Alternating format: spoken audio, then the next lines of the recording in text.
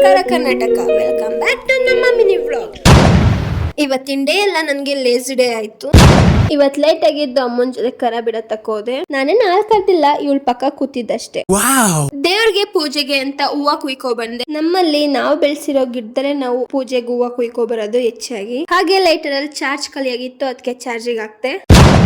ಈ ಹಣ್ಣಿನ ಸ್ಮೆಲ್ ಅಂತೂ ಘಮ ಘಮ ಅಂತ ಬರುತ್ತೆ, ಟೇಸ್ಟ್ ಅಂತೂ ಕೇಳಲೇಬೇಡಿ, ಸಖತ್ತಾಗಿರುತ್ತೆ. ನಿಮಗೆ ಈ ಹಣ್ಣು ಗೊತ್ತಿದ್ರೆ ಕಮೆಂಟ್ ಮಾಡಿ ಯಾವ ಹಣ್ಣು ಅಂತ ತಿಳ್ಕೊಳ್ಳೋಣ, ಎಷ್ಟು ಜನಕ್ಕೆ ಈ ಹಣ್ಣಿನ ಬಗ್ಗೆ ಗೊತ್ತು ಅಂತ. ಮನೇಲಿ ಬೋರ್ ಆಗ್ತಿತ್ತು ಅಂತ ಇಲ್ಲಿಗೆ ಬಂದೆ. ಇಲ್ಲಿ ಸ್ವಲ್ಪ ಹೊತ್ತಿದ್ದೆ, ಇಲ್ಲೂ ಬೋರ್ ಆಯ್ತು ಅಂತ ಮನೆಗೆ ವಾಪಸ್ ಬಂದೆ. ಇವನ್ ಜೊತೆ ಆಟ ಆಡ್ದೆ, ಅದಕ್ಕೆ ಸ್ವಲ್ಪ ಬೋರ್ ಕಮ್ಮಿ ಆಯ್ತು. ಬಟ್ ಆಟ ಆಡಕ್ ಜಾಸ್ತಿ ಗೊತ್ತಾಗ್ಲಿಲ್ಲ. ನೋಡಿ, ನಮ್ಮ ಅಣ್ಣಗೋಸ್ಕರ ಹಣ್ಣು ತಗೋಗ್ತಿದೀನಿ ಅವನಿರೋ ಜಾಗಕ್ಕೆ.